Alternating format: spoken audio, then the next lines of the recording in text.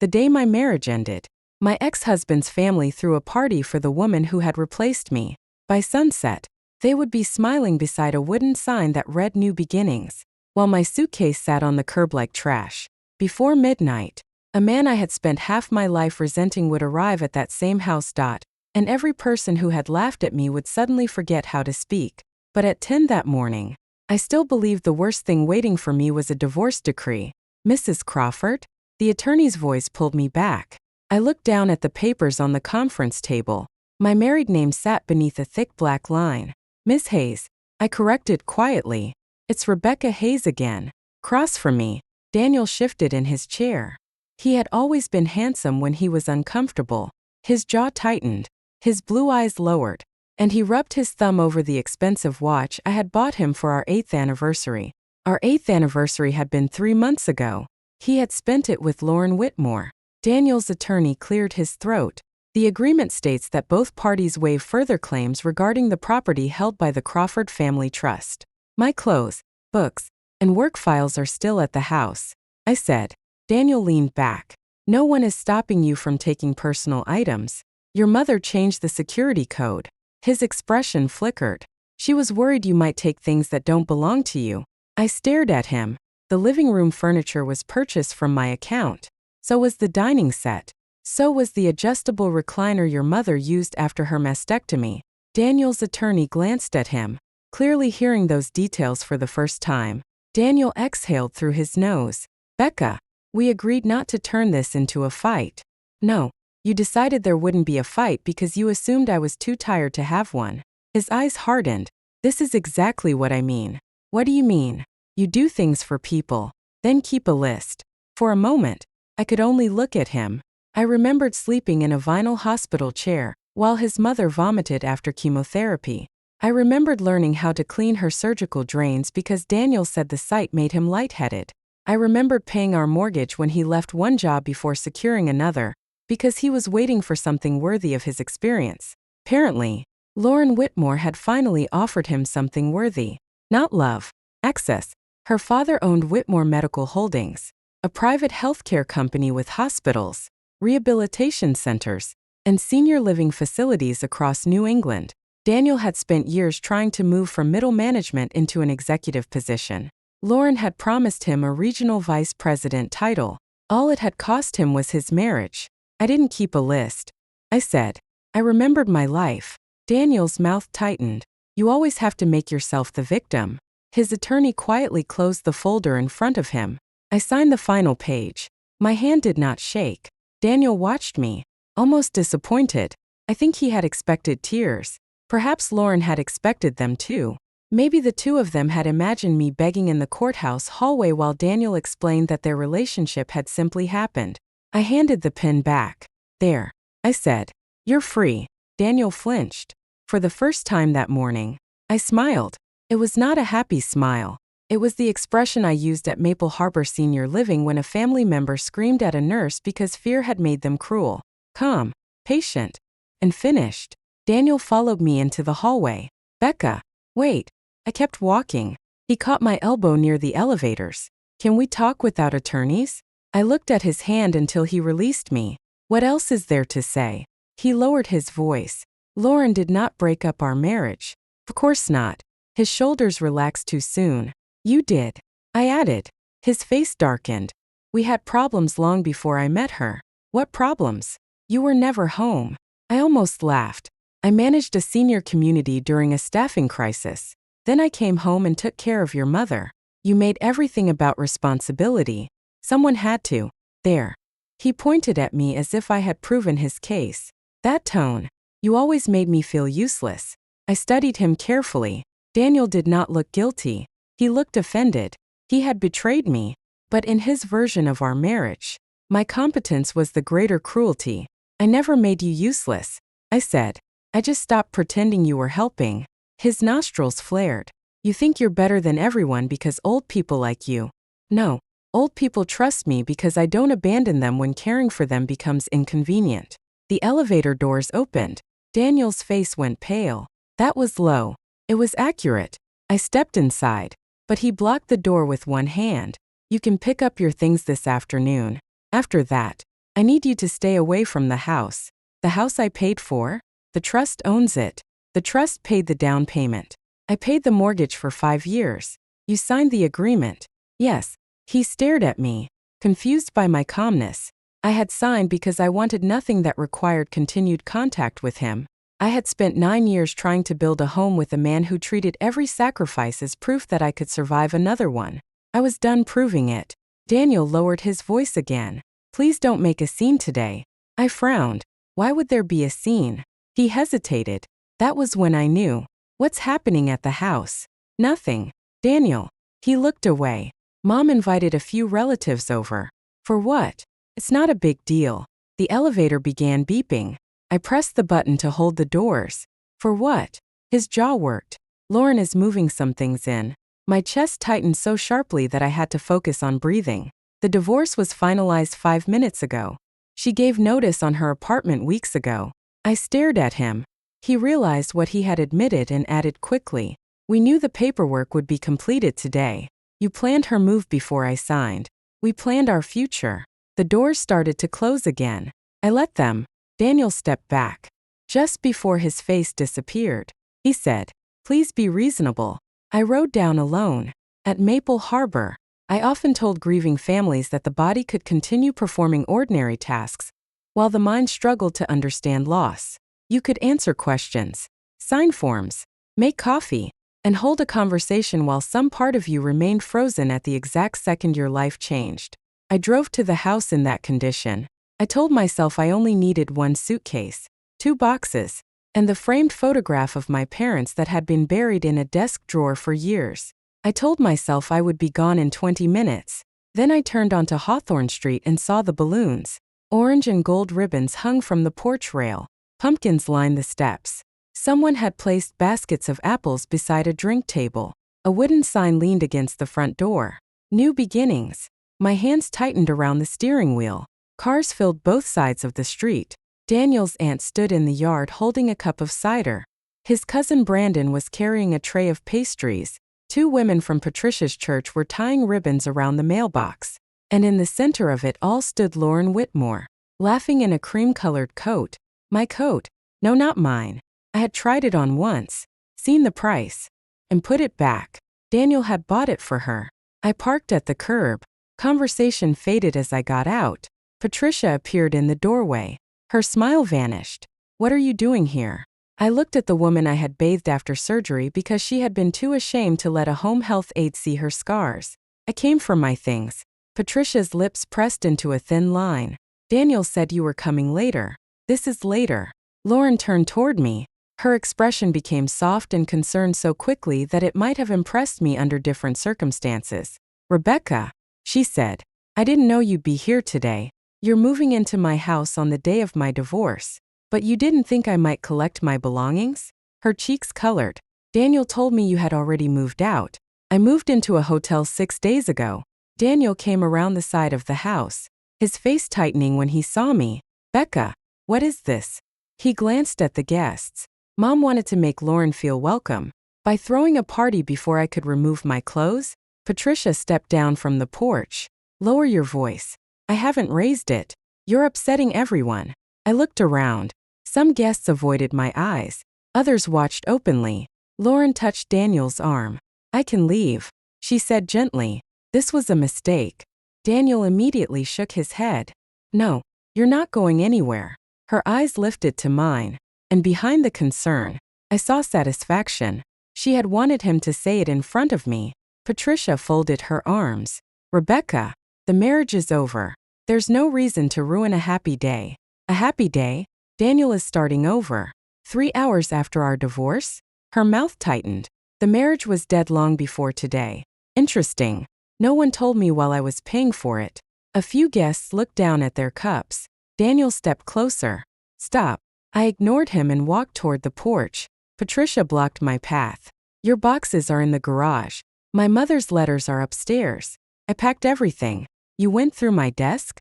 This is my son's home. It was my home too. Not anymore. The words came easily to her. That hurt more than I expected. I looked past her through the open door. Lauren's handbag sat on the console table. A framed photograph of her and Daniel had already replaced our wedding picture. Then I saw the recliner. The gray power recliner I had chosen after Patricia's surgery had been moved beside the fireplace. A gold ribbon was tied around it. Lauren noticed where I was looking. Patricia said I could use it for my reading corner. She said, "I hope that's okay." I turned to Patricia. "That chair was for your recovery." And I recovered. "I paid for it. You gave it to me." "So you gave it to her?" Patricia lifted her chin. Lauren appreciates quality. The insult landed exactly as she intended. Daniel rubbed his forehead. "Mom, what?" Patricia snapped. "We're all pretending this isn't for the best. Lauren can help Daniel move forward. Her family understands the healthcare industry. She has connections, ambition." I met her eyes. And what did I have? She hesitated only a second. Kindness. The way she said it made kindness sound like a disappointing education. Then she smiled coldly. "You always said Vermont was peaceful. Why don't you go back there? Daniel can finally have a better life." No one spoke. Not Daniel. Not the relatives who had eaten dinners I cooked. Not the church friends who had praised me for taking Patricia to radiation appointments. I looked at my ex-husband. He shifted his weight. "Becca, just take your things." That was the moment something inside me stopped breaking. I walked to the garage, found 2 boxes and an old suitcase beside the trash bins, and carried them to the curb myself. Daniel followed. "You don't have to be dramatic." I set down the suitcase and faced him. "Your mother put my belongings beside the garbage during a party for your mistress. She's not my mistress. She was sleeping with you while we were married. We were separated emotionally." "Were we emotionally separated when you asked me to edit your presentation the night before you met her at the Four Seasons?" His face changed. Lauren had come close enough to hear. "What presentation?" she asked. Daniel looked at her. "It was nothing." I almost smiled. Even now, the truth frightened him more than my pain. Patricia called from the porch. "Does someone need to drive you to the bus station?" A few people laughed awkwardly. I reached into my purse and took out my phone. I had not asked my parents for help in years. Not when Daniel lost his job. Not when Patricia got sick. Not when I slept in my office after discovering the first hotel receipt. My father had taught me, without meaning to, that needing someone was the fastest way to be disappointed. But I was tired of carrying disappointment alone. I opened our old message thread. The last text from him was 7 months earlier. "Your mother asks whether you're coming home for Thanksgiving." I had replied, "Probably not. Work is busy." Now I typed, "The divorce is over. Can you come get me?" I stared at the words before pressing send. Daniel glanced at my screen. "You're calling your father?" "Yes. Does he even drive to Boston?" I did not answer. My phone vibrated less than a minute later. My father's reply contained 4 words. "Send me the address." I sent it. Daniel gave a short laugh. "So that's the plan? You're going back to that little clinic in the middle of nowhere?" "It's more of a plan than staying here." Lauren's expression softened again. "Rebecca, I'm sure your parents will be glad to have you home." Sounded sympathetic. It was meant to sound humiliating. I sat on my suitcase and waited. The party slowly restarted around me. Someone turned up the music. Patricia carried cider to the guests as though I were no longer there. An hour later, Daniel came outside. "You can't sit here all evening. I'm waiting for my ride." "Your father is driving from Vermont?" "So he says." Daniel shoved his hands into his pockets. "You should have fought harder. You know." "For what?" "For us." I looked up at him. "You filed for divorce. You could have made me reconsider." A laugh escaped me before I could stop it. His face hardened. "What's funny? You wanted Lauren, her father's company, and the job she promised you. But you also wanted me to fight for you so you could believe you were worth fighting over." He said nothing. I stood. "I hope the job is everything you think it will be." "It will be." "Then why do you look scared?" His eyes narrowed. Before he could answer, headlights turned onto Hawthorne Street. A black car approached slowly. Daniel glanced toward it, then looked again. The Bentley stopped directly in front of the house. Behind it came 2 dark medical foundation vehicles. The party went silent for the second time that day. Lauren stepped off the porch. The color drained from her face as she read the foundation seal on the first van. "No," she whispered. Several men and women in formal business clothes got out. I recognized one of them from a healthcare conference, The president of a national hospital foundation whose meetings were nearly impossible to secure. He buttoned his jacket and turned toward the Bentley. Daniel stared at me. Who did you call? The rear door opened. My father stepped out. He wore a dark suit instead of the old sweaters I remembered. His silver hair was neatly combed, and the hospital executives around him waited, as if he were the person they had all come to follow. One of them spoke first. Dr. Hayes, we thought you were heading directly to the foundation dinner. My father did not look at him. He looked at me, standing beside a battered suitcase on the curb. The dinner can wait, he said. My daughter can't. Lauren gripped the porch railing. Patricia's mouth fell open. Daniel turned toward me as if he had never seen me before. The father I had spent years believing had chosen his laboratory over me walked across the lawn, stopped in front of me, and opened his arms. For one terrible second, I was 8 years old again, waiting for him to notice I was hurt. Then he said, his voice breaking, I'm sorry I'm late, Becca. And I stepped into his arms. My father held me as though he could make up for 25 years in one embrace. He could not, but for a few seconds, standing beside my suitcase while Daniel's family watched, I let myself pretend he could. Dad's hand pressed against the back of my head. His breathing was uneven. I'm sorry I'm late, Becca. I closed my eyes. You're not a few minutes late. His body went still. I know. Behind us. Someone cleared his throat. Dr. Hayes, Lauren said. Dad slowly released me and turned. Lauren had come down from the porch. Her face was pale, but her smile was careful and polished. I'm Lauren Whitmore. My father is Richard Whitmore. I know who your father is.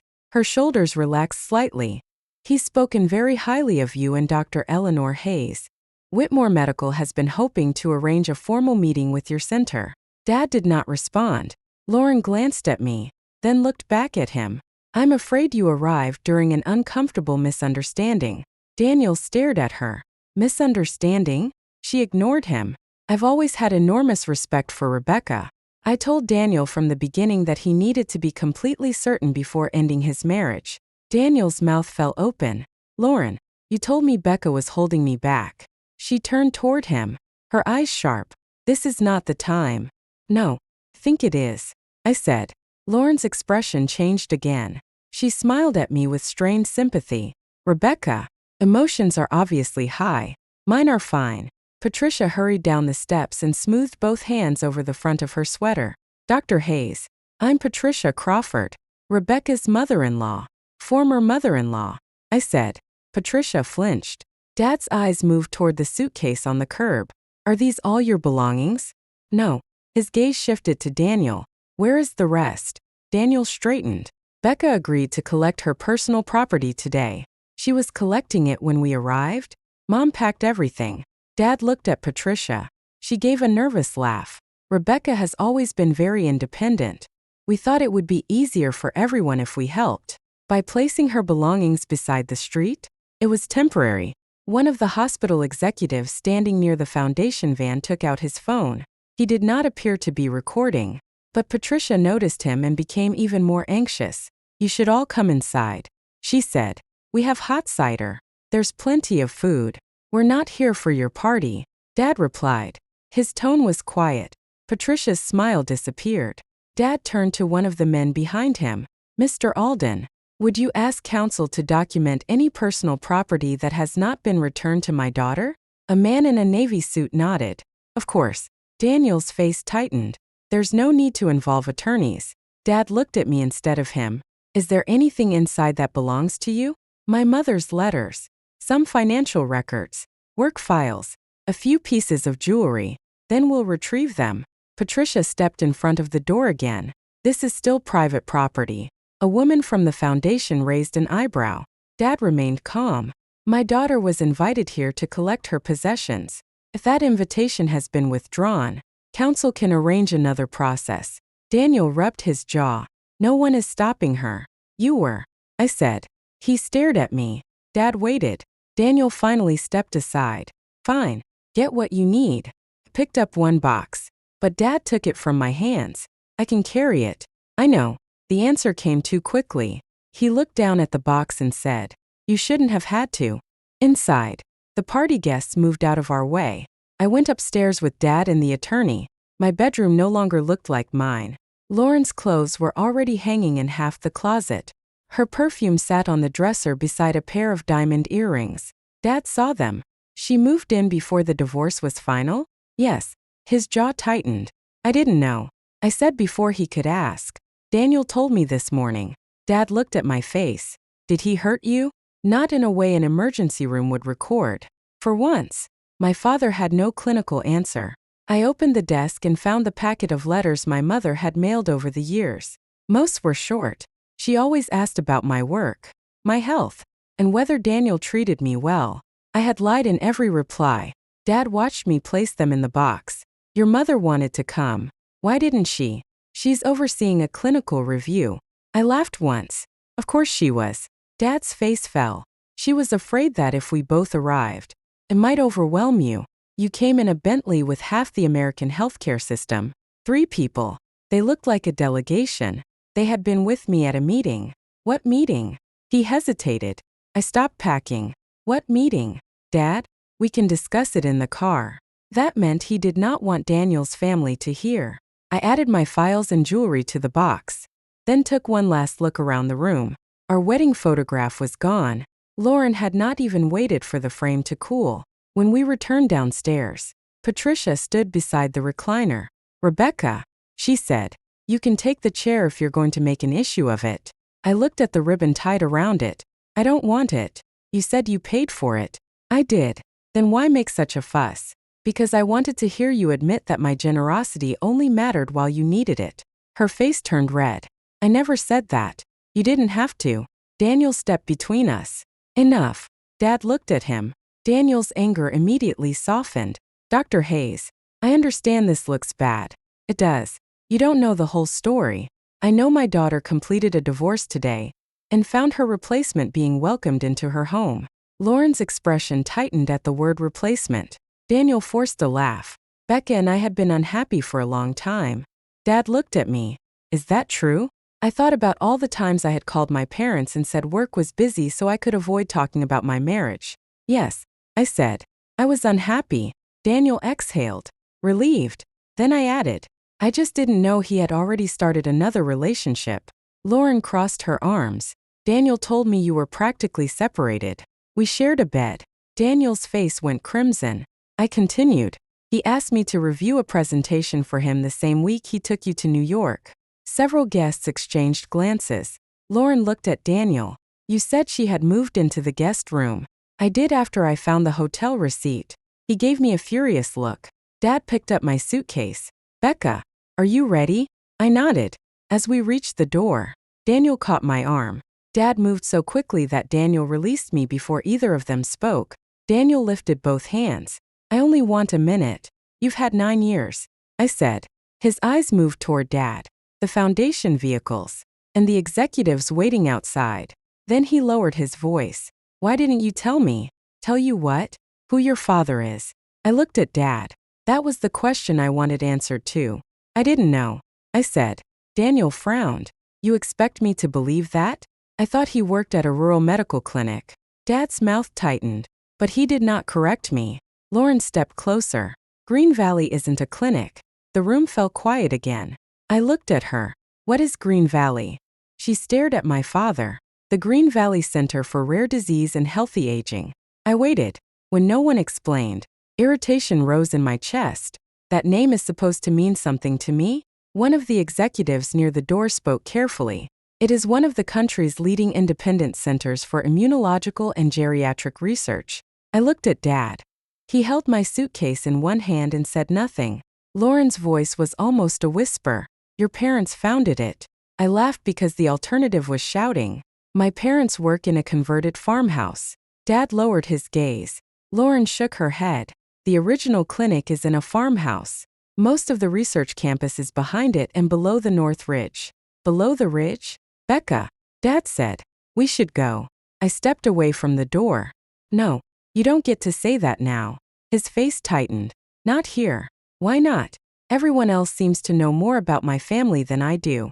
Patricia stared at me as though I had become a stranger. Daniel spoke softly. Your parents own Green Valley? Dad corrected him. The center is a nonprofit medical research institution. That wasn't what I asked. Dad's eyes turned cold. That is the only answer you are entitled to. Daniel went silent. Lauren quickly stepped forward. Dr. Hayes, my father's team has been trying to arrange a partnership meeting for months. He would be honored to speak with you. My office has received his requests. Her smile grew. Then perhaps we could discuss. No. The single word stopped her. Dad looked at me. My daughter asked me to come get her. That is the only matter I am handling tonight. For the first time since I arrived, Patricia looked frightened. She hurried toward me. Rebecca, I hope you understand that none of this was personal. I stared at her. You gave my furniture to your son's mistress and told me to go back to the country. She glanced at Dad. I was upset. This divorce has been hard on all of us. It looked like you were celebrating. Families say things in emotional moments. You were serving cider. Her mouth opened, then closed. I walked outside. Dad followed me to the Bentley. One of the executives opened the rear door. But I stopped. Those people are coming with us? No. They have another vehicle. Why did they come here? We were on our way to a foundation dinner when you texted. So you left the meeting? I did. The answer should have comforted me. Instead, it made me angrier. You left one meeting for me today. Where were you the rest of my life? Pain crossed his face. He nodded toward the car. You deserve an answer. I got in. Dad sat beside me. The Bentley pulled away, leaving Daniel and his family on the lawn. I watched them through the rear window. Lauren was already on her phone. Daniel stood beside her, staring after us. Patricia gripped the wooden sign that said New Beginnings as if it were the only thing keeping her upright. After several minutes, Dad said, Your mother and I should have told you. That's an impressive understatement. We believed we were protecting you. From what? Knowing my own parents? He removed his glasses and cleaned them. An old habit whenever he needed time to think. Green Valley was not always respected. In the early years, we challenged several profitable treatment models. Your mother's research threatened companies that had built their revenue around long-term symptom management. What kind of companies? Pharmaceutical firms, private hospital networks, investment groups that own nursing facilities. I looked at him. You're saying people threatened you? They pressured us. They attempted to acquire our research. One company hired investigators to examine our staff and families. And you thought the answer was pretending you ran a small-town clinic? We did run a clinic. That is not an answer. His fingers tightened around his glasses. We kept your name out of publications and foundation documents. We sent you to school outside the valley. We avoided bringing donors and hospital administrators into our home. You also missed my school plays. He closed his eyes. My high school graduation. I know. My college orientation. The night I called because I was scared to move into the dorm. My first promotion. I remember. You remember the dates? Yes, but you weren't there. No. My voice cracked. And I hated it. You protected me from strangers so well that I grew up thinking my parents barely noticed me. Dad put his glasses back on. I noticed everything. That's worse. He looked at me. If you noticed, then you chose not to come. His lips parted. But he did not defend himself. I turned toward the window. For the next 20 minutes, neither of us spoke. When we reached the highway, Dad's phone rang. He looked at the screen and silenced it. Who was that? Your mother. You can answer. She has called 4 times. Then answer. He put the call on speaker. My mother's voice came through immediately. Thomas? Is she with you? Dad looked at me. Yes. There was a pause. Becca? Hi. Mom. Her breath caught. Oh, sweetheart. I stared at my hands. I didn't know you were famous. Dad winced. Mom was quiet for a moment. We're not famous. Lauren Whitmore knew who Dad was before I did. Another pause. That is not something I can defend. Good. Dad looked at me but said nothing. Mom continued, her voice unsteady. Are you safe? I'm divorced, humiliated, and sitting in a car that costs more than the condo I almost bought after college. But physically, yes, I wanted to come. Dad said you had a clinical review. I did. I laughed bitterly. Of course. No. Her voice sharpened. I canceled it. By the time I reached the airfield, your father had already left. I am waiting for you at home. The word home made my chest ache. I haven't lived there since I was 18. I know. Do you? Yes, she whispered. And I know we made it easy for you to stay away. The anger in me shifted, but it did not disappear. Dad ended the call after promising we would arrive before midnight. A few miles later, he said, "You don't have to forgive us tonight. That's generous. You don't have to forgive us at all." I looked at him. He swallowed. "I studied ways to extend human life. Your mother developed treatment methods that gave patients more years with their families. We told ourselves the work justified every absence." His voice broke. "I spent my life learning how to give people more time, and I never learned how to give my own child mine." I pressed my lips together. He continued, "I am sorry, Becca. For years, I had imagined what I would say if my father ever apologized. In those fantasies, I was calm and eloquent. I explained every birthday dinner with one empty chair, every phone call answered by an assistant, every moment I taught myself not to ask for help. Instead, I started crying, not gracefully. I covered my face and sobbed like someone had finally given me permission to admit I had been hurt. Dad did not touch me immediately. That mattered. He waited until I lowered my hands, then asked, "May I?" I nodded. He held my hand. We drove the rest of the way like that. The house in the valley looked almost exactly as I remembered. My mother stood on the front steps in a cardigan, her gray-brown hair pulled back carelessly. She did not run toward me. She waited. When I stepped out, she said, "I'm sorry." No explanation, no excuse. I walked into her arms. She held me tightly, then pulled back and touched my face. "You've lost weight. Please don't start with that." Her eyes filled. "Right. Sorry." Inside, there was soup on the stove and a plate of bread on the table. For a few minutes, we behaved like a normal family. Mom asked whether I wanted tea. Dad asked whether my suitcase should go upstairs. I answered both questions because I did not know what else to do. Then I noticed a folder on the kitchen counter. The cover read, "Whitmore Medical Holdings. Proposed Strategic Partnership." Picked it up. Mom and Dad exchanged a look. "You're negotiating with Lauren's father?" Dad nodded. "They want access to several of our aging care protocols and a licensing arrangement involving your mother's research. Is that why Lauren recognized you?" "Most likely." I flipped through the folder. The proposal mentioned rehabilitation centers, assisted living facilities, and memory care communities. How many senior facilities do they own? 23 directly. Mom said, "They manage 11 more."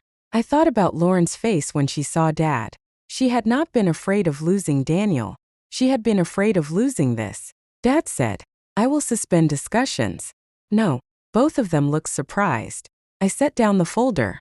"Do not cancel anything because of me, Becca," Mom said.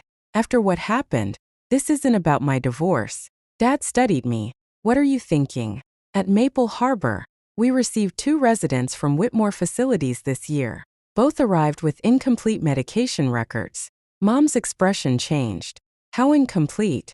One resident had been hospitalized after a suspected double dose. The transfer file listed it as dehydration. Dad reached for the folder. "Did you report it?" "To our clinical director. We only had the receiving documents, not the original records." I opened the proposal again. "If Whitmore wants access to your research, review their care records first." Dad looked at me for a long moment. "A standard compliance review is already part of the process. Then make it a real one." "What does that mean?" "It means don't let their executives choose the facilities you inspect. Review staffing reports, medication errors, hospital transfers, family complaints, and how incidents were classified before they reached regulators." Mom pulled out a chair. "How do you know what to look for?" I stared at her. "I've managed a senior living community for 7 years. I know that." "No, you know my job title." She lowered her eyes. I continued. "I know how an understaffed night shift changes a medication record. I know when an incident report sounds too clean. I know how administrators rewrite a fall as non-compliance and a dosage mistake as patient confusion." Dad sat across from me. "Would you be willing to review the partnership documents?" I almost laughed. "You have national hospital directors following you around. And you're asking me?" "I am asking the person in this room with direct operational experience." The answer stunned me. Daniel had treated my work as something sweet and small, as if caring for older adults was a personality trait instead of a profession. My parents had hidden an entire medical empire from me. Yet my father was looking at me as though my knowledge mattered.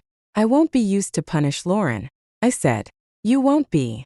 And I won't participate if you've already decided the outcome. We have not. Mom leaned forward. What would you need? An independent compliance attorney. Full access to records. No one from Whitmore gets to select which complaints we see. Dad nodded. And one more thing. I said. What? I'm not joining as your daughter. His expression softened. No. I mean it. So do I. He slid the partnership folder toward me. You would join as an advisor with experience Green Valley does not have. I placed my hand on the cover. For the first time that day, I thought about something other than Daniel. Not the divorce. Not Lauren. Not the party. I thought about the residents whose injuries had been turned into clean language on official forms. Then I remembered Lauren's pale face outside the Crawford house. She knew exactly how much her father needed this partnership. And if I was right about those records, she had much more to fear than losing a contract. I looked at my parents. Then we start with the medication reports. Dad nodded. Mom reached for a legal pad. And at the kitchen table where I had once done homework alone while my parents stayed late at the lab, the three of us began working together for the first time. By Monday morning, I had learned two things about Green Valley. First, my parents had built something far larger than I had ever imagined. Second, impressive buildings did not make people honest. The Whitmore files arrived at 8:30. By 9:15, I knew someone had cleaned them. I sat in a conference room with my father, my mother, and Naomi Brooks, the independent compliance attorney Green Valley had hired at my request. Naomi was in her early 40s, with a steady voice and the kind of expression that made people reconsider lying before they tried it. She opened the first digital report. Whitmore Medical provided records from 6 senior living facilities, 3 rehabilitation centers, and 2 memory care units.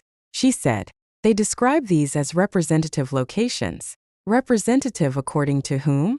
I asked. Their legal department. Then they're not representative. Dad looked at me. Why? Because companies don't volunteer their worst buildings. Naomi nodded. I've requested permission to select additional facilities. Don't request permission, I said.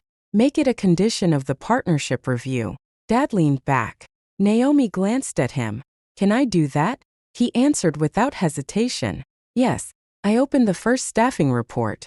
Whitmore's numbers looked almost perfect. Medication errors were low. Falls were lower than state averages. Family complaints were resolved within 48 hours. Too perfect. Mom studied my face. What do you see? A story written for investors. Naomi turned the laptop toward me. Be specific. I pointed to the night shift records. This facility reports 1 nurse and 2 aides for 68 residents. Dad frowned. Is that unusual? It's dangerous. The facility lists no serious medication incidents during that quarter. Naomi said, that's the problem. Mom adjusted her glasses. You believe the reports are false? I believe 68 older adults did not suddenly become easier to care for because Whitmore wanted a clean quarter. I scrolled further. Look at the medication pastimes. They claim the nurse completed evening medications for all residents in 74 minutes. Dad looked at me. Is that impossible? If every resident opened their mouth on command, no one asked a question, no one refused medication, no one needed blood pressure checked, and no one went to the bathroom, maybe. Naomi's mouth twitched. I continued. In the real world, half the residents want to discuss what each pill does. 3 will say the pill looks different. Someone's daughter will call during the pass. Someone will have trouble swallowing. Someone will insist they already took it. Mom looked at the screen again. So the time itself is evidence? It's a warning. Naomi made a note. I moved to the incident summaries. Here, resident found confused and weak at breakfast. Transferred to the hospital. Cause listed as dehydration. What's wrong with that? Dad asked. The medication log shows a change in her blood pressure prescription the previous day. But the report doesn't mention it. Mom leaned forward. The symptoms could suggest hypotension. Exactly. Naomi asked. Would that be categorized differently? It should at least trigger a medication review. But it didn't. No. I opened another report. A resident had fallen twice in 1 week. The first fall was listed as loss of balance. The second was classified as failure to follow staff instructions. I felt my jaw tighten. What? Dad asked. They blamed him for falling, for trying to use the bathroom without waiting. Naomi read the details. The report states he had been instructed to use the call button. His response time was 18 minutes. She looked up. It's in another section. I explained. Average night response time. Dad's expression hardened. So they told him to wait 18 minutes when he needed the bathroom, then called it non-compliance when he tried to go alone. Yes, Mom went quiet. I knew that look. She was no longer reading data. She was imagining a patient. Naomi closed the report. We need original incident forms, not summaries, and staff schedules. I added, including agency coverage. Why agency coverage? Because companies hide shortages by listing scheduled employees who never showed up. If an agency nurse canceled, the schedule may still look complete unless we compare payroll and time clock records. Naomi wrote that down. Dad watched me with an expression I could not read. What? I asked. Nothing. That isn't true. He hesitated. I'm realizing how little I understood about your work. I looked back at the screen. You're not the only one. My phone buzzed. Daniel. I ignored it. It buzzed again. Then a third time. Naomi glanced at the screen. Do you need a break? No. I turned the phone face down. For the next 2 hours, we reviewed records. The same patterns appeared repeatedly. Medication mistakes became patient confusion. Delayed treatment became family communication issues. Staffing shortages became temporary scheduling variances. Hospital transfers disappeared from the incident totals if the resident returned within 24 hours. Naomi finally pushed back from the table. This is not enough to prove intentional concealment. I know, but it's enough to widen the review. Dad nodded. Do it. My phone rang this time. Daniel's name filled the screen. Mom stared at it. You don't have to answer. I know. Picked it up. What? Daniel exhaled loudly. Finally. I'm working. At your parents' center? That's none of your business. It becomes my business when you're reviewing my company. Your company? You know what I mean? No. Daniel. I don't. Is it Lauren's company? Her father's company? Or yours now? He lowered his voice. I heard Green Valley demanded additional records. That sounds like a normal compliance review. Don't do that. Do what? Pretend this isn't personal. Naomi looked at me. I held up one finger, asking her to wait. Daniel continued. You found out who your father was, and now you're using him to punish everyone. Everyone. Lauren. Me. The company. You forgot the residents. Silence. Then he laughed bitterly. There she is. Who? Saint Rebecca. Defender of the elderly. Naomi raised an eyebrow. I stood and walked toward the far end of the room. You used to tell people you admired my work. I did. When? What? When did you admire it? Before or after you started sleeping with a woman who could give you a promotion? His voice hardened. You think this is about sex and money because that lets you avoid admitting our marriage failed. Our marriage failed when you lied to me. No. It failed because you needed to be needed more than you needed a husband. I gripped the phone. Say that again. You heard me. I want to hear how you explain it. You took over everything. The bills. Mom's appointments. The house. Every decision. Then you acted exhausted and expected everyone to worship you. I expected you to show up. I was working. So was I. You don't understand the pressure I was under. I almost laughed. No. I understand it perfectly. You wanted the rewards of being important without doing anything uncomfortable. That's not fair. Neither was using my paycheck to support your job search while you complained I made you feel small. His breathing changed. Then his tone softened. Becca, listen to me. If this partnership falls apart, people could lose jobs. You're worried about employees? Yes. Which employees? The nurses you cut from night shift? He went silent. I looked toward Naomi. She had stopped writing. How do you know about staffing? Daniel asked. It's in the records. Those records are confidential. I'm authorized to review them. By your father. By Green Valley's legal team. You have no experience in corporate medical review. I have 7 years of experience cleaning up the consequences of corporate medical decisions. His voice became tight. Do not turn this into revenge. If the records are honest, you have nothing to fear. The line went quiet. That was the first moment I knew he was afraid. Daniel, I have a meeting. He hung up. I returned to the table. Naomi studied me. He knew exactly which issue you meant. Yes. Dad's expression was grim. Should we remove you from the review? No. To protect you. From what? Allegations of bias. Naomi answered before he could. Allegations are coming either way. Removing her now could look like Green Valley doubts her credibility. Dad looked at her. What do you recommend? We document every decision. Rebecca advises on operations but does not determine legal findings. I control evidence requests. Final partnership decisions remain with an independent committee. That's what I asked for, I said. Dad nodded slowly. Then we proceed. My phone buzzed again. This time it was Claire Donovan, the nursing director at Maple Harbor. I answered immediately. Claire, please tell me you're sitting down. I am now. I heard you're consulting on a Whitmore review. I glanced at Naomi. Who told you? Our executive director received a request for transfer records. Naomi held out her hand.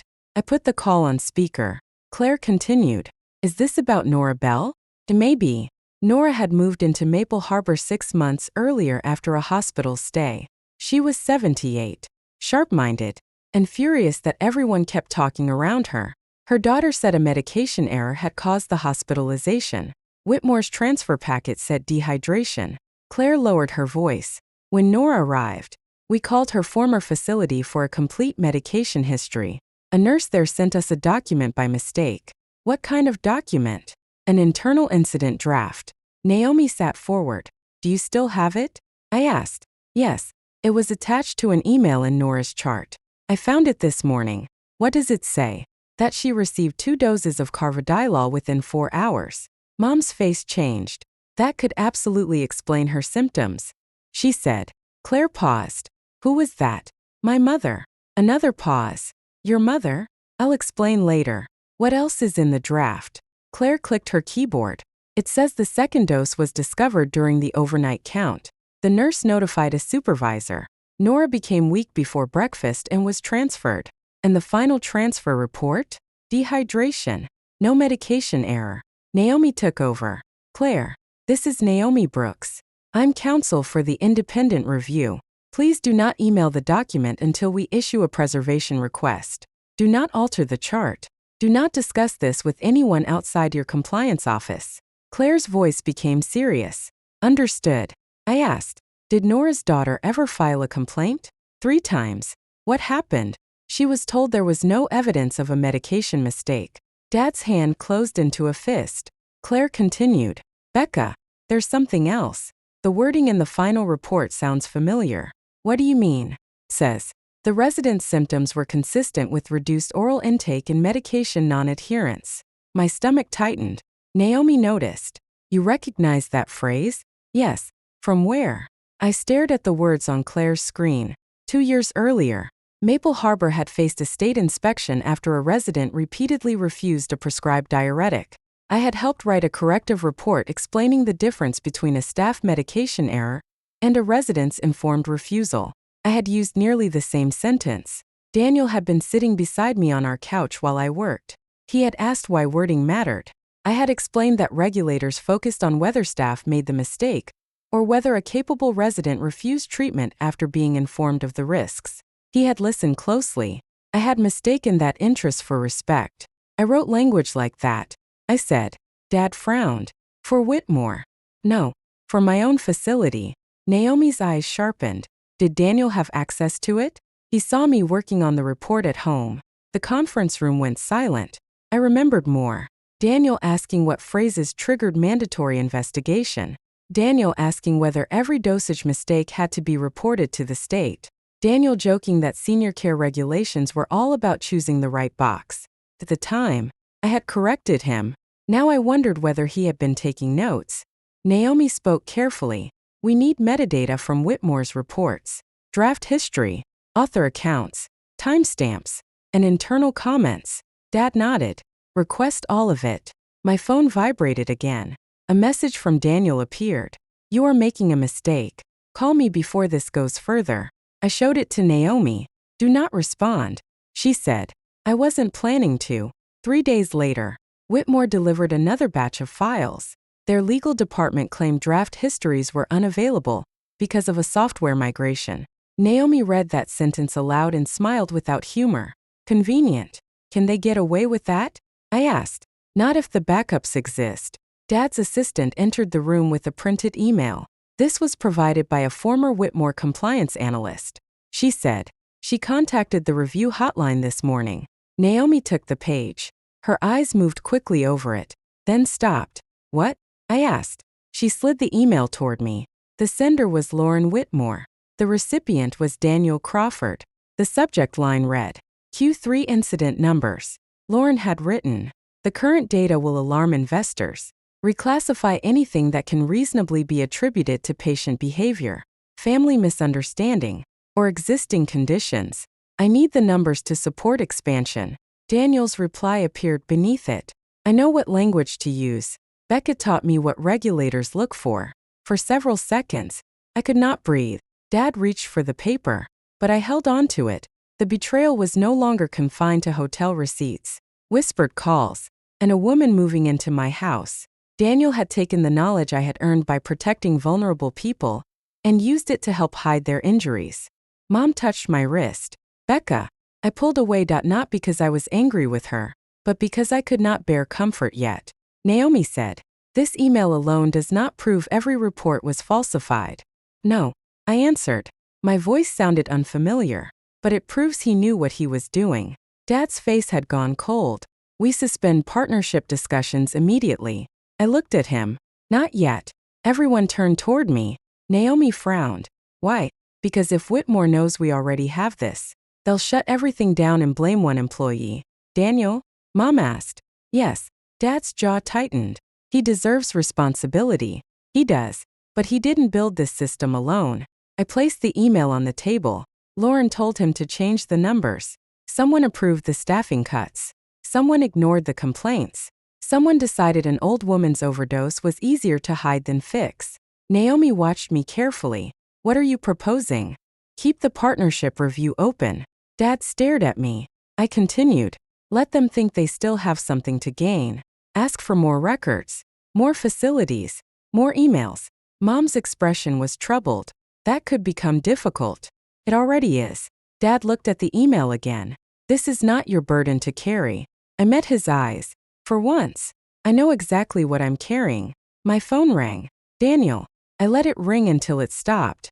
Then a voicemail notification appeared. Naomi said, save it. I pressed play on speaker. Daniel's voice filled the room. Becca, I know you found something. Whatever you think it means. Lauren pushed those decisions. I was trying to protect the company. Call me before you ruin both our lives. The message ended. I looked at the people around the table. He still thinks my life is tied to his. Naomi closed her folder. Then perhaps it's time he learned otherwise. I picked up the email again. Daniel had once told me my work made him feel unimportant. Now I understood why. My work required accountability, and accountability was the one thing he had spent years trying to avoid. The first official accusation against me arrived before breakfast. Whitmore Medical's attorneys sent Green Valley a 14-page letter claiming I had manipulated the partnership review to punish my ex-husband and his new partner. By 8:30, 3 members of Green Valley's board had requested an emergency meeting. By 9, Lauren had issued a statement calling the investigation a deeply personal campaign disguised as patient advocacy. Naomi read the sentence aloud and raised one eyebrow. She moves fast. My father pushed the printed statement away from him. She lies fast. We were sitting in the same conference room where we had found Daniel's email. Mom stood near the screen, reading Whitmore's legal complaint. She looked calm, but the way she gripped her pen told me otherwise. They're demanding Rebecca's immediate removal. She said. Dad's expression hardened. Denied. Thomas. Naomi warned. She identified the irregularities. And that is exactly why Whitmore will claim she created them. Dad looked at me. I already knew what I had to do. I'll step away from the decision-making committee. His chair scraped the floor as he leaned forward. No, I'll remain an operational advisor and a witness. But I won't vote on the partnership or determine legal findings. You should not have to surrender your position because they attacked your character. I'm not surrendering anything. Sounds like you are. I met his eyes. This is not about defending my pride. If Whitmore can turn this into a divorce fight, Every family who comes forward will become part of my revenge story. Dad opened his mouth, but Naomi spoke first. She's right. He looked at her sharply. Naomi continued. Rebecca's expertise remains essential, but the final findings should come from an independent panel. That removes Whitmore's easiest argument. Mom sat beside me. Will they still accuse you? Of course, I said. But accusations are not evidence. Dad's jaw tightened. You have spent your entire life stepping aside to make other people comfortable. This is different. How? Because this time, I'm choosing the position from which I can do the most damage to their lie. Naomi almost smiled. Dad did not. But after a long silence, he nodded. All findings go through the independent committee. Naomi controls evidence. Rebecca stays involved as a senior care operations advisor. That works, Naomi said. Dad looked at me. I still don't like it. You don't have to. The words came out more sharply than I intended. He looked down for a moment, then said, I am trying to learn that. That stopped me. My father had spent decades being the most important person in almost every room he entered. Admitting that my decision did not require his approval cost him something. I reached across the table and touched his hand. I know. My phone buzzed. Daniel had sent a message. We need to talk before lawyers make this worse. I showed Naomi. Do not meet him alone. She said. I wasn't planning to meet him at all. Another message appeared. I can explain the email.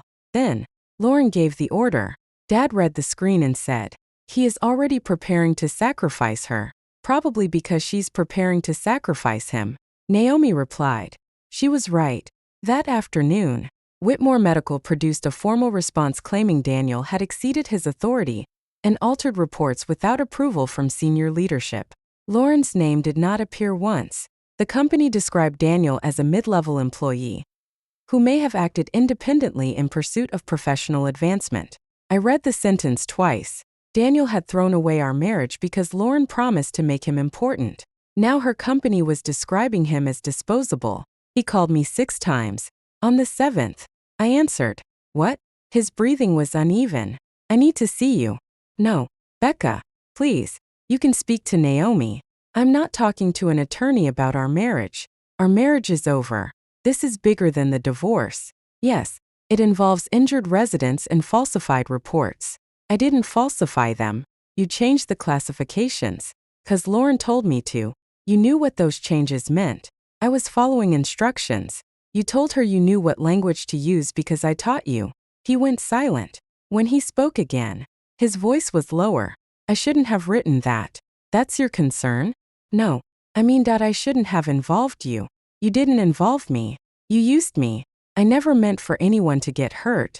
Someone received a double dose of heart medication. I didn't give it to her. You helped hide it.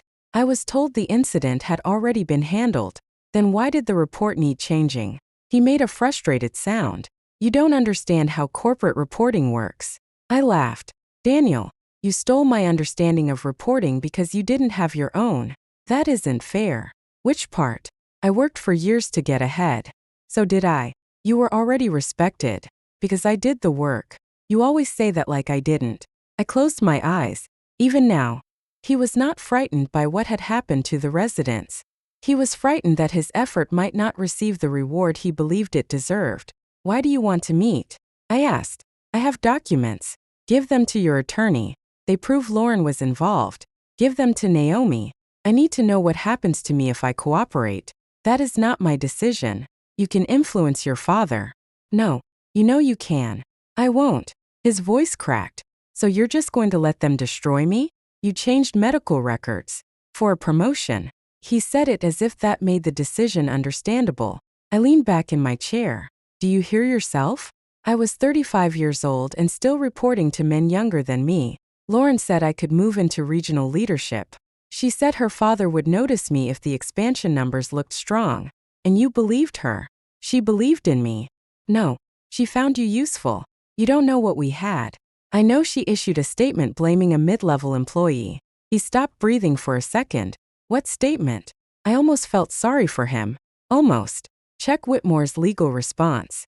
He hung up without saying goodbye. An hour later, Naomi received a call from Daniel's attorney. He wanted a cooperation agreement. Lauren arrived at Green Valley the following morning.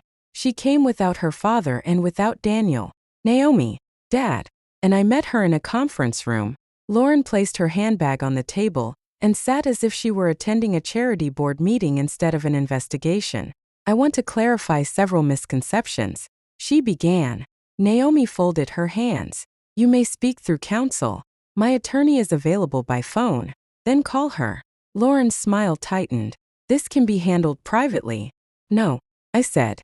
Her eyes moved to me. I understand you're upset. You keep saying that as if emotion created the emails. She ignored the comment and looked at Dad. Dr. Hayes, Whitmore Medical remains committed to transparency. Daniel made decisions I did not authorize. Dad's face revealed nothing. You instructed him to reclassify incidents. I asked him to review whether some reports had been categorized too aggressively. Naomi opened the email. You wrote, I need the numbers to support expansion. Lauren did not look at the page. Context matters. It usually does. Naomi said, provide it. Lauren's lips pressed together. I leaned forward. Did you know Nora Bell received 2 doses of carvedilol? No. Did you know her final report omitted the error? No. Did you know family complaints were being removed from performance summaries? Operational departments did not report directly to me, but Daniel did. In a limited capacity. You were sleeping with him. Dad's eyes shifted toward me, but he said nothing. Lauren's face flushed. My personal relationship with Daniel is irrelevant. You told him to alter data while promising him a promotion. That makes it relevant. She sat straighter. He told me his marriage was over. This investigation is not about adultery. Then why mention it? Because you trusted him enough to move him into my house before the divorce was final. But now you want everyone to believe he was an insignificant employee acting alone. Her composure cracked. Your house? The one where you held your welcome party. Daniel said the property belonged to his family. The mortgage payments came from me. She looked away. For the first time, I wondered how much Daniel had lied to her. Not enough to make her innocent, but enough to make their relationship even more pathetic. Lauren turned to Dad again. My father would be willing to replace the entire compliance division. Whitmore can implement any safeguards Green Valley requires. The investigation is not a negotiation, he said. Everything in healthcare is a negotiation. Dad's expression cooled. That belief may be your company's central problem. Lauren inhaled slowly. Then she looked at me. I tried to convince Daniel not to rush the divorce. I stared at her. You told him I was holding him back. That is what he claims. He said it in front of you. Daniel says whatever serves him in the moment. That may be the first honest thing you've said. Her eyes hardened. You think you know him because you were married to him. You don't. He approached me. Did he? He complained constantly about you. He said you controlled his money, embarrassed him, and treated him like a child. I paid his bills and corrected his work. I can see how he confused that with control. Lauren's jaw tightened. He wanted my family name. And you wanted a married man who looked at you as if you could grant wishes. She stood abruptly. You are enjoying this. No. You expect me to believe that? I expected to feel satisfied when you turned on each other. And? I mostly feel embarrassed that I ever competed for him. Lauren's face went still. Before she could answer, Naomi's phone rang. She checked the screen. It's Daniel's attorney. Lauren sat down again. Naomi answered and listened without speaking. Then she looked directly at Lauren. I understand. She ended the call. What? Lauren demanded. Daniel has agreed to surrender his emails, messages, and internal documents. The color drained from Lauren's face. He cannot disclose company material. He can preserve evidence requested in an investigation. He signed confidentiality agreements. Those agreements do not protect falsification. Lauren reached for her bag. Dad spoke before she could leave. Ms. Whitmore. She froze. Your father requested a partnership with Green Valley because he wants access to our treatment protocols. Her voice became cautious. Yes, until this investigation is complete, there will be no negotiation. Her fingers tightened around the bag strap. You would risk delaying treatments that could help thousands of patients? You are not entitled to use future patients as cover for what happened to current ones. Lauren stared at him, then at me. This is personal. I shook my head. That's what frightens you. It isn't. She left without another word. The first set of documents from Daniel arrived that evening. He had saved text messages from Lauren, internal spreadsheets showing staffing reductions, and drafts of reports before incidents were reclassified. He had also saved every promise she made him. Once the Green Valley agreement closes, Dad will have to give you a regional role. Fix the Q3 numbers and I'll make sure you're in the room. Becca doesn't understand what you could become. I do. The last message had been sent while I was sitting beside Patricia during one of her oncology appointments. I remembered Daniel texting under the table. He told me it was work. For once, that had been partly true. He had been working on replacing me. 2 days later, Whitmore Medical suspended Lauren. Her father issued a statement claiming the board had launched an internal investigation. Daniel was placed on unpaid leave. Then Patricia called me. I nearly ignored it, but something in me still remembered the woman whose hand I had held when the surgeon explained her diagnosis. I answered, "Rebecca." Her voice trembled. "Yes, what have you done?" The question erased whatever concern I had felt. I helped identify altered medical records. You ruined Daniel's career. He altered medical records. He was trying to build a future. By hiding medication errors, you have everything now. Your father has money, influence, an entire medical center. Daniel had one opportunity. I gripped the phone. This isn't about what I have. It is. You can go back to Vermont and live like some kind of heiress while my son loses everything. I'm not an heiress. You arrived in a Bentley, and that changed what he did. She began crying. Lauren used him. He was confused. He was ambitious. What is wrong with ambition? Nothing. Until you decide another person's safety is an acceptable price. She made a wounded sound. You always thought you were better than us. No, Patricia. I spent years trying to prove I was good enough for you. Silence. Then she whispered, "If you ever loved Daniel, help him." I did love him. Then speak to your father. No, you could stop this. No, I couldn't. And I wouldn't. Her breathing became ragged. You're taking away his whole life. I closed my eyes. He made choices. You pushed him toward Lauren. My eyes opened. How? You were always working. Always tired. Always talking about residents and schedules and emergencies. Lauren made him feel important. There it was again. Daniel's need to feel important mattered more than my need to be treated like a human being. He could have become important by doing something worthy of respect. You don't understand men. No, I understand your son. Patricia hung up. The next morning, Naomi called an emergency meeting. Daniel's documents showed that Whitmore executives had approved staffing reductions at 7 facilities. Lauren had received monthly reports listing unresolved family complaints. Several executives had discussed avoiding the phrase medication error because it could trigger regulatory scrutiny. This goes beyond Daniel and Lauren. Naomi said. Dad read the summary in silence. Mom looks sick. How many residents were affected? We don't know yet. Naomi continued. State regulators will be notified. Families may need to be contacted. Criminal exposure is possible if records were intentionally falsified. My phone rang. Daniel again. Naomi looked at me. You are not obligated to answer. I know, but I did. His voice was barely recognizable. Lauren gave them everything. What do you mean? Her attorney turned over our emails. She says I manipulated her. I looked at Naomi. She was already taking notes. Daniel continued. She told them I was obsessed with getting promoted. She said I pursued her because of her family. Did you? I loved her. Do you still? He did not answer. Then he said, she called me an opportunistic married employee.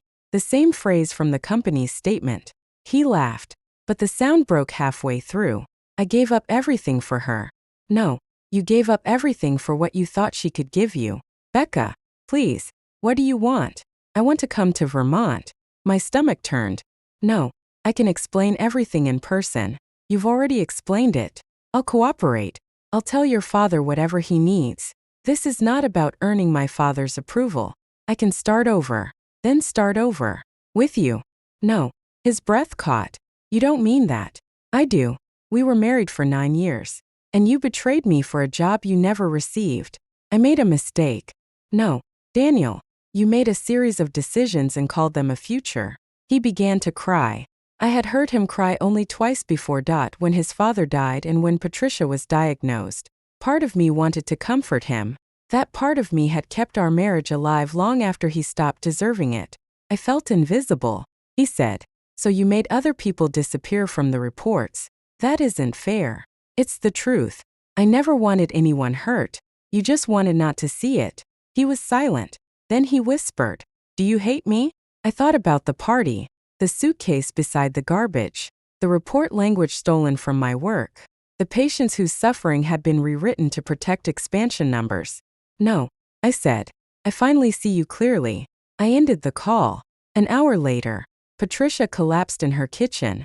Daniel found her unconscious beside the counter and called 911. At 4:17 that afternoon, my phone rang again. This time, he did not sound angry or frightened for himself. He sounded like a little boy. "Becca," he said, choking on my name. "They think Mom's cancer may be back." I closed my eyes. "I'm sorry. She keeps asking for you." I said nothing. I don't know what medication she takes. I don't know which doctor to call. I don't know what she needs. His panic struck the old reflex inside me. Make the appointment. Call the oncologist. Pack the hospital bag. Fix everything. Then I remembered Patricia telling me that Lauren could give Daniel a better life. I remembered Daniel claiming that my care made him feel useless. Maybe it had, because every time he failed to show up, I had stepped into the empty space before anyone could force him to face it. "I'll help you find professional care," I said. Relief flooded his voice. "Thank God. When can you come?" "I'm not coming." The relief vanished. "What?" "I'll contact the hospital's oncology social worker and arrange a care coordinator." "Becca, she needs you. She needs her son." "I don't know how to do this." "Then learn." His breathing shook. "You can't leave her like this." "I'm not leaving her. I'm making sure she receives qualified care." "That's not the same." "No," I said. "It isn't. Because professional care would help Patricia recover. My return would only teach Daniel that, no matter how deeply he hurt me, I would still arrive to carry what he refused to hold." "I hope she gets better," I said. "But this time, you are going to be the one beside her." Then I hung up before he could ask me to become his wife again without giving me back the title. Daniel called me 14 times that night. I answered once. By then, I had already spoken to Patricia's oncologist, arranged a consultation with a hospital care coordinator, and contacted a home care agency that specialized in post-treatment support. Daniel did not know any of that. He only knew I had not arrived. "Where are you?" he demanded. "In Vermont. You said you would help." "I did help. Mom is in a hospital bed asking for you." "And what are you doing?" His breathing stopped for a second. "I'm here." "Good. That isn't enough." "Why not?" "Because I don't know what to say to her." I closed my eyes. Daniel had always confused love with having the right answer. You don't need to say the perfect thing. "She's terrified." Then sit with her while she's terrified. "What if she asks me about the cancer?" Tell her you'll listen when the doctor explains it. "What if she cries?" Let her. "What if I can't handle it?" My fingers tightened around the phone. "She handled raising you." "That's not fair." "No. It's adulthood." He lowered his voice. "She wants you. She wants the person who used to make fear easier for her." "Exactly. That person was treated like garbage on your front lawn." He made a frustrated sound. "This isn't about the divorce. It became about the divorce when your mother decided I stopped being family the moment Lauren became useful. She was angry. She was celebrating. She's sick now, and I hope she gets better. Then come." "No." The word was calm. That seemed to frighten him more than anger would have. "You've changed," he whispered. "Yes." He hung up. The next morning, the hospital care coordinator emailed me Patricia's proposed discharge plan. Her doctors have found suspicious lymph node changes and scheduled additional testing. There was no confirmed recurrence yet, but Patricia heard the word biopsy and assumed she was dying. I reviewed the plan, corrected 2 scheduling conflicts, and recommended a nursing agency with oncology experience. Then I sent everything to Daniel. His reply came immediately. "Can you call Mom yourself?" I stared at the message for several minutes. "My mother found me at the kitchen table." "You don't have to," she said. "I know. Do you want to?" "That's the problem." Mom sat across from me. "What do you mean?" "I don't want to go back. I don't want to take care of her. But I don't want her frightened and alone either." "That doesn't make you weak. It makes everything complicated." Most honest feelings are complicated. I gave her a tired smile. You sound like a therapist. I have spent 35 years talking to scientists. I had to learn emotional translation. My smile disappeared. Did you ever resent your work? She looked down at her hands. No, I resented what I used it to avoid. The answer stayed with me. I called Patricia. Daniel answered her phone. Becca, put her on. Relief filled his voice. Thank God. Daniel. Right. I heard movement. Then Patricia's weak voice. Rebecca. Hi. Patricia. She began crying immediately. Not quietly. Not with dignity. She sobbed until her breathing became uneven. I waited. When she could speak again, she said, they think it's back. They haven't confirmed that. They ordered a biopsy. That means they need more information. I know what it means. You know what you're afraid it means. She was silent. Then she whispered, you always knew how to talk to me. I learned what helped. Please come home. The word home hit me harder than I expected. That isn't my home anymore. Then come to the hospital. I arranged a care coordinator. Her name is Michelle. She'll attend the next appointment with you. I don't want Michelle. You haven't met her. I want you. I looked through the window at my father carrying a stack of research folders toward the house. He saw me on the phone and stopped, but I shook my head. He continued walking. Patricia, I hope you recover. Then help me. I am helping you. No, you're sending strangers. I'm sending professionals. You know my medications. You know what food I can keep down. You know I can't sleep after the steroid infusion. Yes, then how can you leave me with someone who doesn't know any of that? Because she can learn. Her voice sharpened. You said I was family. I treated you like family. What is that supposed to mean? It means I sat beside you through chemotherapy. I cleaned your drains. I slept in a chair when you were afraid you would stop breathing. Her crying stopped. I continued. And when Daniel wanted another woman, you acted as though none of it mattered. I was trying to protect my son. From what? From wasting his life. The answer came out before she could soften it. I closed my eyes. Thank you. For what? For finally saying it honestly. I didn't mean. Yes, you did. You thought staying married to me was wasting his life. He wanted more. And I was less. That's not what I said. It's what you believed. Patricia began crying again. I was scared for him. You were scared he would stay ordinary. He worked so hard. So did I. But Lauren's family could open doors. And I could only pay the mortgage, take care of you, and keep your son's life functioning. That isn't fair. No, it wasn't. Daniel's voice came through in the background. Mom, give me the phone. Patricia ignored him. I loved you like a daughter. I swallowed. No, you loved me like a good daughter-in-law. What's the difference? A daughter is still family when she becomes inconvenient. Silence filled the line. When Patricia spoke again, her voice was smaller. What do you want me to say? I don't want you to say anything. Then why are you doing this? I'm not doing anything to you. You won't come. That is a boundary, not a punishment. I don't understand. I know. I softened my voice. Michelle will be there at 10 tomorrow. Let her help you. Let Daniel learn your schedule. Let him ask questions. He doesn't know how. Neither did I the first time. But you were better at it. Because everyone expected me to become better. Daniel took the phone. That's enough. I heard anger in his voice. But beneath it was shame. You think this is teaching me some kind of lesson? No. Your mother's illness is not a lesson. Then stop making it one. I'm not. I'm refusing to erase the consequences of your choices. He lowered his voice. You always find a way to sound righteous. I'm tired of you using that word whenever I say no. You're letting Mom suffer. I arranged skilled care. You're beside her. Her doctors are treating her. She needs emotional support. Give it to her. I'm not you. That is finally your responsibility. I ended the call. My hands were shaking. Mom moved closer but did not touch me. I feel terrible, I said. Because you hurt her? Because I didn't rescue her.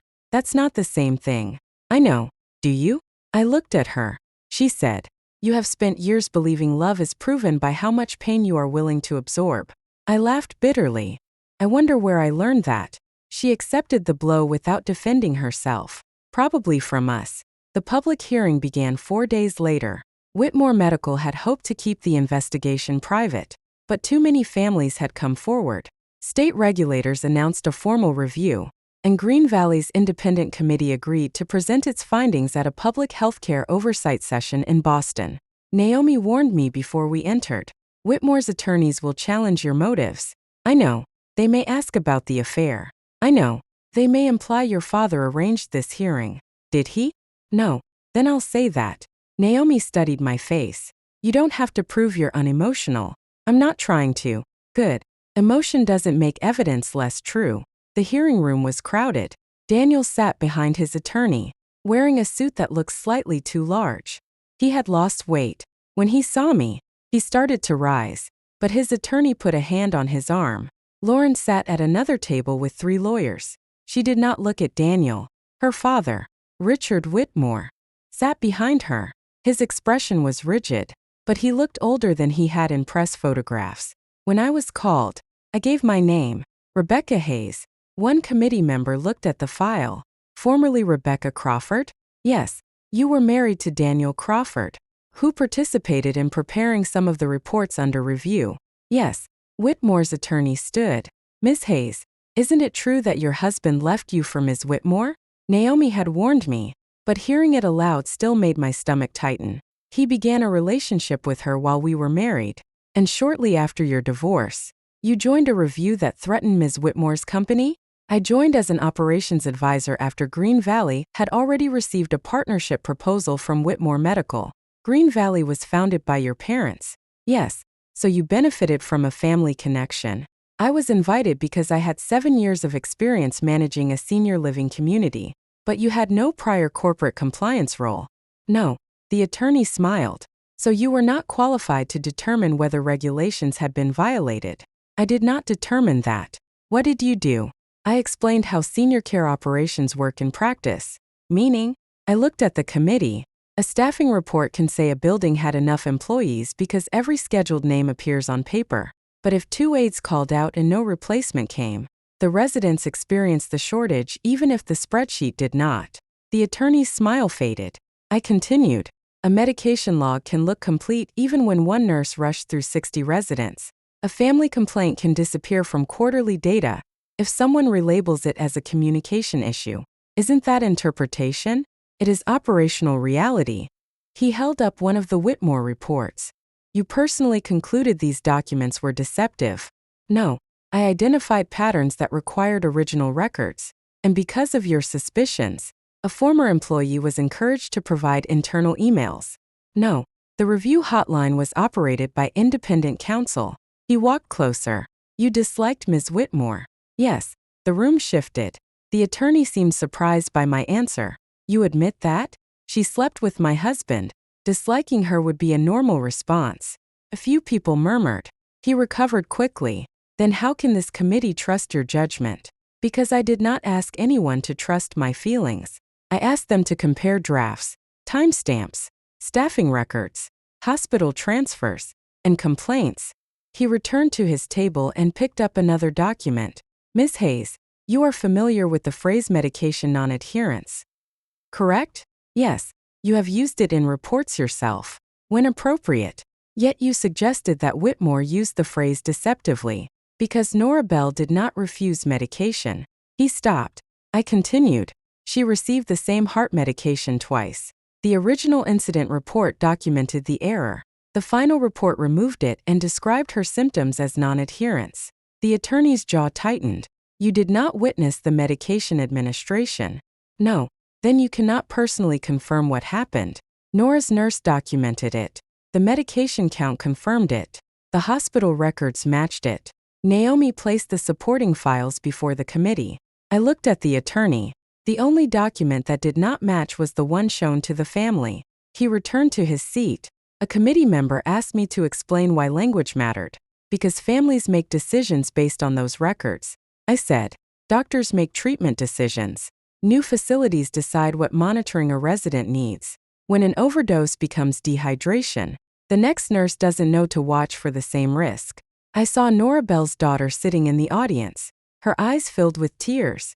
I continued, a clean report does not undo an injury. It only makes sure the people responsible do not have to look at it. Daniel lowered his head. Lauren remained still. After my testimony, Several families spoke. One man described his father falling after waiting more than 20 minutes for assistance.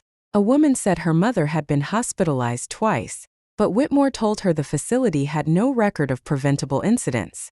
A former nurse admitted she had been instructed to avoid phrases that might trigger state reporting.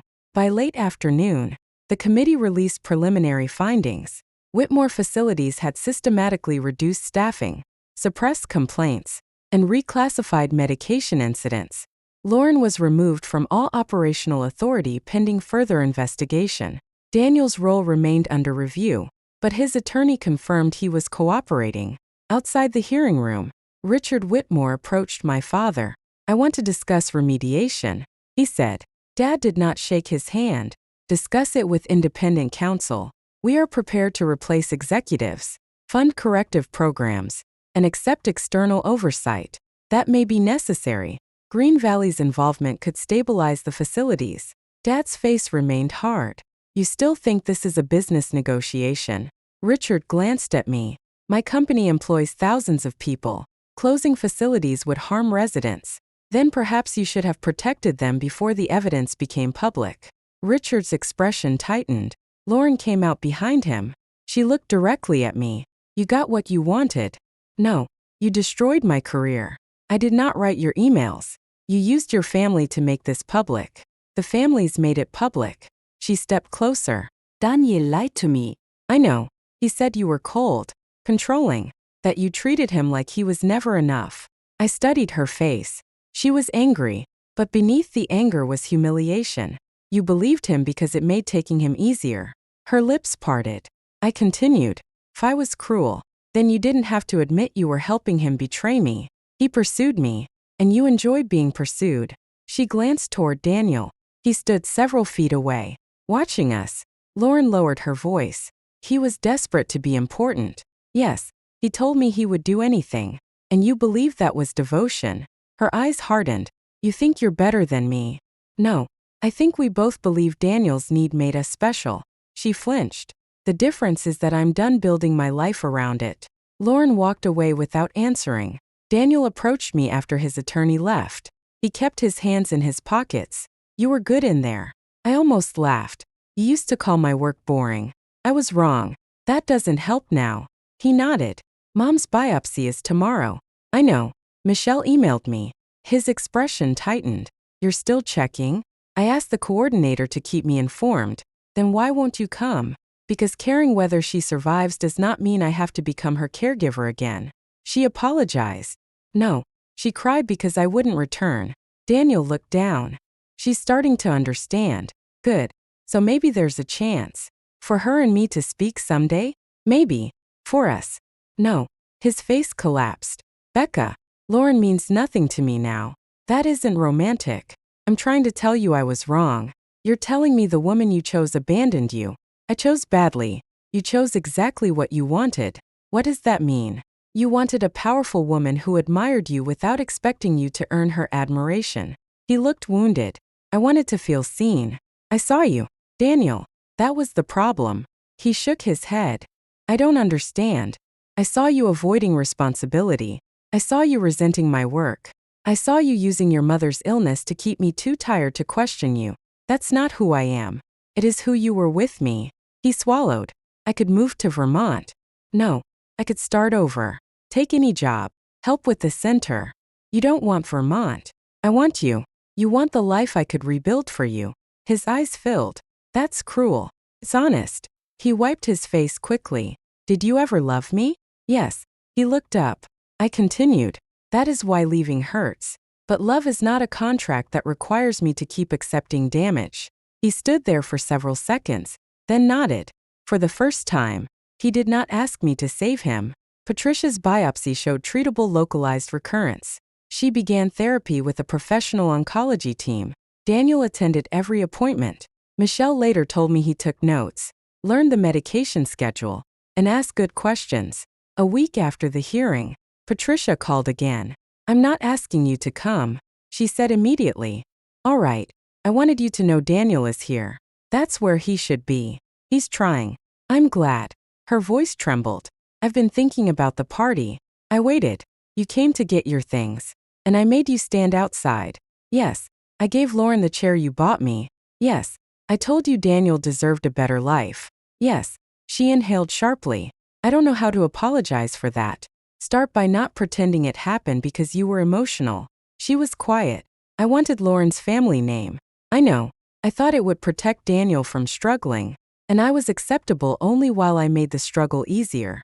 Yes, the honesty hurt, but it also loosened something inside me.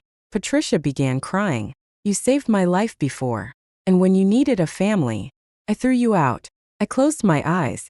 I'm not ready to forgive you. I understand. I don't think you do. No, she whispered. But I'm trying. I let the silence stay between us. Then I said, I accept that you finally admitted what you did. Is that all? For now. She did not ask for more. After the call, Mom handed me a project proposal. Green Valley planned to take its medication safety research into ordinary senior communities, especially small rural facilities that could not afford expensive hospital systems. We need someone to lead it, she said. I looked at the title page. Green Valley Community Aging Initiative. You want me? Yes. Because I'm your daughter? No. Dad entered behind her. Because the researchers designed protocols that many facilities cannot realistically use. Mom frowned at him. That was direct. It was true. I looked between them. You want me to turn the research into something staff can actually follow? Dad nodded. Training, staffing models, family communication, medication review, implementation costs. And when the researchers disagree with me, they will. Whose decision wins? Mom smiled faintly. That depends on who has the stronger evidence. I closed the folder. I have conditions. Dad pulled out a chair. We expected that. An independent board. Yes. I compete for the position. No ceremonial title. Yes. I control operations if I'm hired. Within the approved budget. Mom said. I choose my own team. Dad nodded. And no one introduces me as Dr. Hayes's daughter at professional meetings. He almost smiled. That may be the hardest condition. I'm serious. So am I. I looked down at the proposal again. For years, my skill had been used to hold together other people's homes, careers, and families. This could be different. This could belong to me. I'll apply, I said. Mom's eyes filled, but she did not hug me. Dad reached for the folder, then stopped himself. You're keeping it? Yes. He nodded. Good.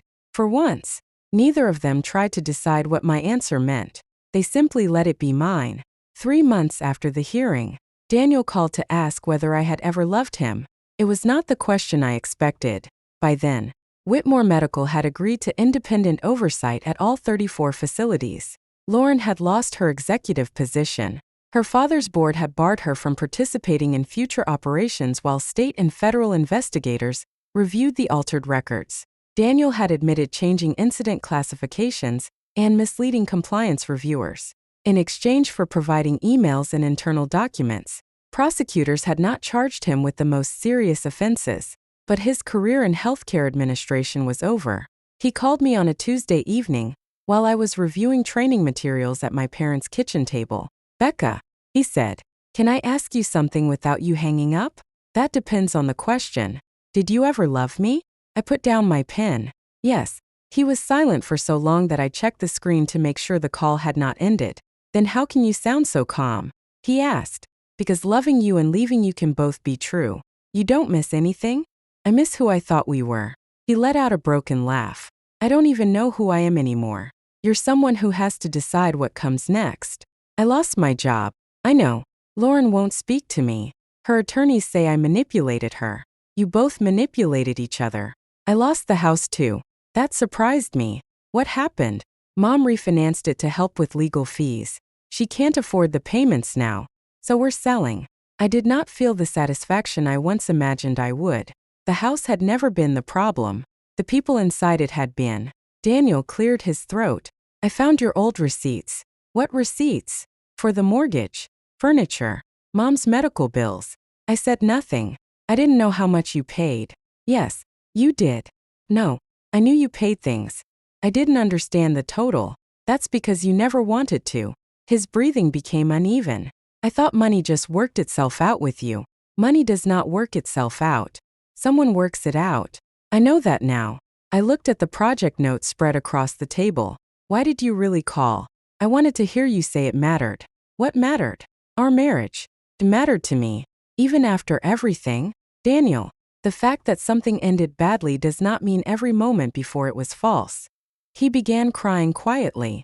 Months earlier, that sound would have activated every instinct in me. I would have softened my voice, rearranged my plans, and asked what I could do. This time, I waited. I wish I could go back. He whispered, you can't. If I had never met Lauren, you would still have been unhappy. No. Yes. Lauren did not create the part of you that resented me. He did not answer. You wanted me capable enough to carry our life. I continued, but not confident enough to realize I was carrying it alone. That sounds awful. It was. I'm sorry. For once. He did not follow the apology with an excuse. I believed he meant it. That did not make me want him back. I hope you build a life you can respect. I said, could you ever forgive me? Maybe. His breath caught. But forgiveness will not bring me home. I understand. I was not sure he did. But he did not argue. Before ending the call, he said, Mom wants you to know the treatment is working. I'm glad. She asks about you. I think about her too. Will you call her? When I'm ready. He accepted that. After the call ended, Dad appeared in the doorway with 2 coffee mugs. Was that Daniel? Yes. He placed one mug beside me. Do I need to dislike him more? No. I can if it would help. I smiled. You've become strangely protective. I'm attempting to compensate. That isn't how this works. I know. Your mother has explained it several times. He sat across from me and looked at the documents. The title on the first page read, Green Valley Community Aging Initiative, Executive Director Candidate Proposal. My interview was scheduled for the next morning. Dad tapped the folder. You are more qualified than the other candidates. You're not supposed to tell me that. I did not participate in ranking them. You still read their resumes. I am the founder of the center, and I'm the candidate who happens to be your daughter. He frowned. You are not merely my daughter. Tomorrow, that relationship will be the first thing everyone sees. Then show them something else. The advice was simple. It was also the first professional advice my father had ever given me that did not sound like an order. The interview panel included 2 Green Valley board members, a rural hospital administrator, a patient advocate, and Naomi Brooks. Neither of my parents attended. The board chair, Dr. Marcus Reed, began with the question everyone had been avoiding.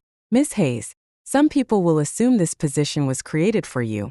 It was created after I proposed several changes to Green Valley's outreach model. I replied, so they won't be entirely wrong. One board member shifted uncomfortably. Marcus raised an eyebrow. I continued, but creating a position because a need was identified is different from giving that position to the person who identified it. That is why I requested an open search. Naomi leaned forward. What happens if this panel chooses another candidate? I'll hand over my proposal and hope they improve it. You wouldn't challenge the decision? Not unless the process was dishonest. Marcus glanced at my resume. You have no research degree. No. You've never run a medical foundation. No. Why should we trust you with a program based on nationally recognized research? Because nationally recognized research is useless to a nursing assistant who cannot apply it during a 12-hour shift. One panel member frowned. That sounds dismissive of the researchers. It is not. The researchers know what should happen. I know what prevents it from happening. I opened my proposal. A medication protocol requiring 2 licensed nurses to verify every change may work in a major hospital. It fails in a rural facility with 1 nurse on nights. Telling them to follow the protocol without addressing staffing does not protect patients. It protects the institution that wrote the policy. Naomi's expression remained neutral, but I saw approval in her eyes. Marcus asked, what would you change? Build tiered procedures for different staffing models. Train aides to recognize warning signs without asking them to perform licensed duties. Create a family reporting system that cannot be filtered by facility administrators. And stop measuring success only by whether a mistake was documented. How would you measure it? Whether the same mistake happens again. The panel interviewed me for nearly 2 hours. They questioned my budget, authority structure, staffing plan, and relationship with Green Valley's leadership. When it ended, Marcus shook my hand. You were direct. I've been told that recently. Do you think your parents will tolerate you disagreeing with them? I think they're learning. He smiled. So are you. The board offered me the position 2 days later. I accepted only after Naomi confirmed the independent reporting structure and my authority over operations. Mom hugged me when I told her. Dad held out his hand. I stared at it. What are you doing? Congratulating the new executive director. You can hug me. Relief crossed his face. I was hoping you would say that. The first pilot site was Maple Harbor. When I returned, Claire met me near the reception desk and wrapped both arms around me. Look at you, she said, leaving us for a secret medical dynasty. I did not know it was secret. Your father arrived in a Bentley. He usually drives an old Subaru. That somehow makes it stranger. The Maple Harbor staff welcomed the project until I explained what it required. A nurse named Greg crossed his arms during the first training session. You want another medication checklist? No, that's what this looks like. I want fewer checklists. He narrowed his eyes. Administration never wants fewer forms. I do. I held up the existing medication error packet. This is 11 pages. Most nurses fill it out after a 16-hour shift, which means the report becomes another source of error. Claire nodded. Greg looked skeptical. So what replaces it? A 2-minute initial safety report. The detailed review happens later with protected staff time. Protected according to whom? According to the budget I control. That got his attention. Another nurse raised her hand. What happens when the error is caused by short staffing? It gets documented as short staffing, and the person who reports it cannot be disciplined for identifying the condition. Greg gave a humorless laugh. I've heard that before. So have I. What makes this different? If anyone retaliates against a staff member for a good faith report, call me directly. You'll answer? I used to answer calls at 3 in the morning because Daniel couldn't find his mother's nausea medication. I can answer this. Claire coughed to hide a laugh. The room relaxed. The first month was difficult. Staff resisted new procedures. Administrators worried the reporting system would make their facilities look worse. Researchers complained that I had simplified the protocols too much. During one meeting, a pharmacologist told me, scientific accuracy cannot be sacrificed for convenience. I agree. Then why did you remove 3 verification steps? Because no one was completing them. That is a training failure. It is a design failure if the process depends on staffing levels that do not exist. Dad sat at the end of the table, listening. The pharmacologist looked toward him. Dr. Hayes, surely you agree that clinical standards cannot be adjusted merely because employees find them difficult. Dad glanced at me. Months earlier, he might have answered for both of us. This time, he said, the program director asked you a question. The pharmacologist turned back to me. I almost smiled. 6 months after implementation, medication reporting increased by 40%.